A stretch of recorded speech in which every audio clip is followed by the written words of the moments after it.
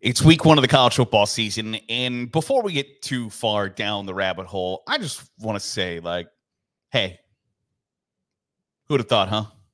Not me, not us, not them. I didn't think we'd get here. I mean, I did think we'd get here, but the wait has been long, and we've been patient, and we finally now have gobs and gobs and gobs of college football. And you might not always agree with me, and I might not always agree with you, but I'm glad you're here. I'm glad you like college football as much as I do. Do you look up videos on YouTube or pull it up on the podcast feed to talk about it? So thanks for being pretty cool. Now that we got that out of the way, I'm going to tear down your favorite teams. I mean, maybe not. Who should be on upset alert going into week one of the college football season? And I think it depends on what your definition of upset is. And I saw this conversation earlier this week on Twitter. Somebody was like, what's the definition of an upset? And I think we can talk about that another time, another place. For instance, I think Georgia Tech probably upset Florida State last week.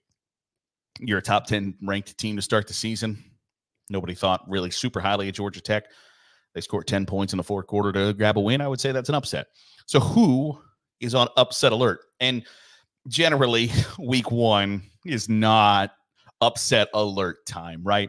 You go through the spreads, and it's like 42, 48 and a half, 22, 38 and a half, 48 and a half, 32, 31 and a half, 42, 37. So there are not many upsets a-brewing, especially in the top 25 in college football. But there are a few games I think you need to pick out and look at and go, all right, if this should happen, how big of an upset is it? And the first one, I think, would be a massive upset, but the spread kind of tells you that Vegas might think pretty highly, or maybe doesn't think very highly, of Oklahoma State. South Dakota State has become an FCS power. There are a lot of people talking about North Dakota State versus Colorado on Thursday night, and I think that's completely fair and warranted because of the brand that North Dakota State has built, and people want to watch Colorado lose. But North Dakota State isn't at the top of the FCS game like it used to be. South Dakota State is there, and they're playing a top 25 team to open the season. I don't think the Jackrabbits necessarily win that game, and if they do, it would be an upset, but it's a 9.5-point spread.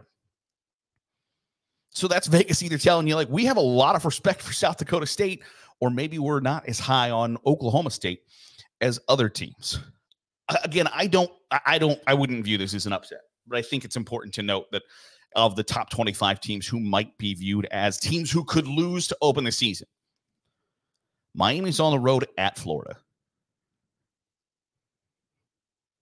Of the week one games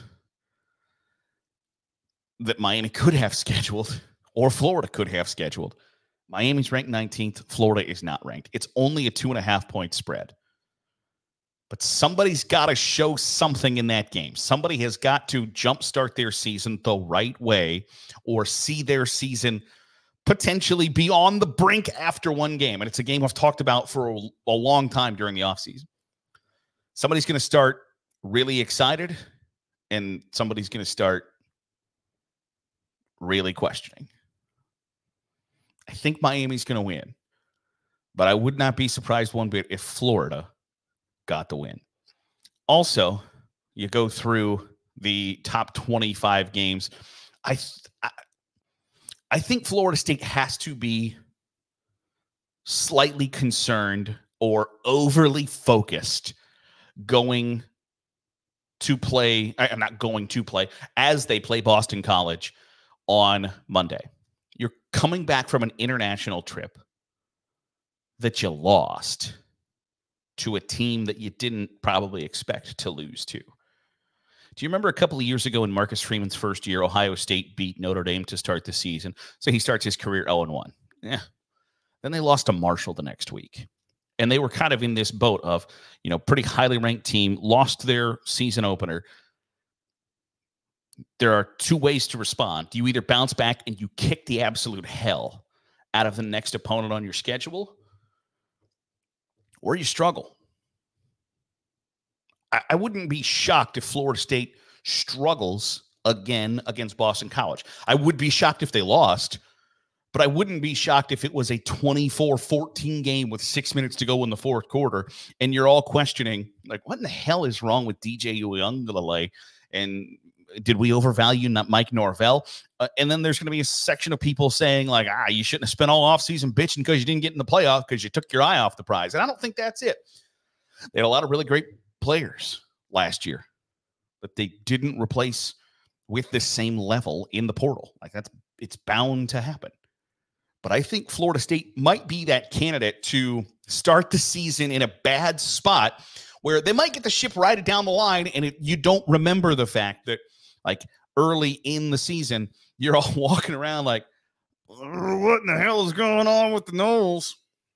But I think that that's not a great... First of all, playing 2 conference games out the gate. Like, by the time Labor Day is over, Florida State has 2 ACC games under their belt. Is probably not a great way to start your season, because they don't get the FCS opponent to just beat the tar out of and work the kinks out of. You played a conference game in Ireland in week 0, and then you come back and play another conference game in week 1. You don't get to kind of exercise those demons that everybody else got to exercise. So that's a tough spot to be in. And I'm interested to see how they handle it, because it feels like there are 2 ways. It feels like either that's a game you win 49-6 and everybody goes, all right, so Florida State, real. Or it's one of those games that you struggle to win and the questions continue. And the longer the questions continue, the worse it is. And then I think the final one, and I don't know that this would, similar to Miami versus Florida, I don't know that this would be viewed as that big of an upset.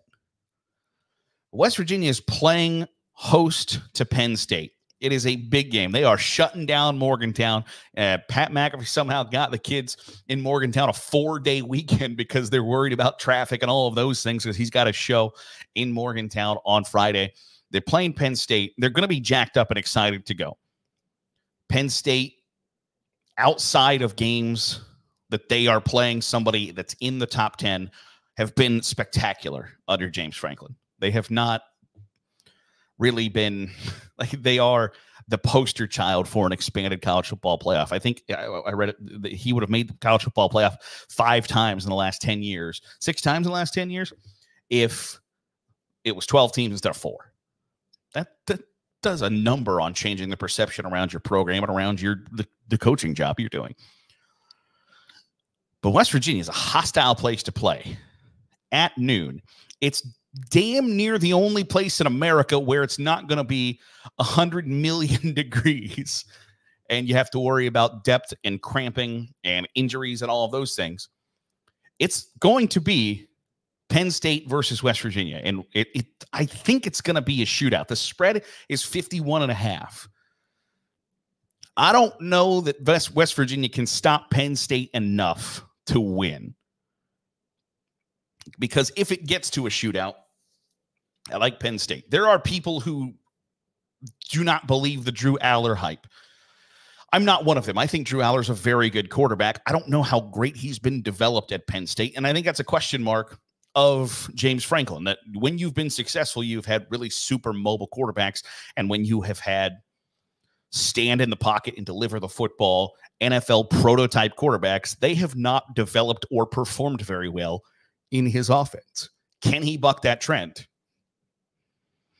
I think you'll find out on Saturday in Morgantown. Because for Penn State to win, Drew Aller's going to have to play pretty well. Is he up for that challenge? Is a question that I think is worth asking, and I can't wait to find out the answer to. So those are just a couple of games that I think you have to put some teams on upset alert to start 2024. And, you know, you hear the, like, you can't make the college football playoff in the first week, but you sure can lose it. I don't know that you can anymore. And I'm a fan of that. I don't think you should have to be perfect in week 1 to be perfect or be the best team in December.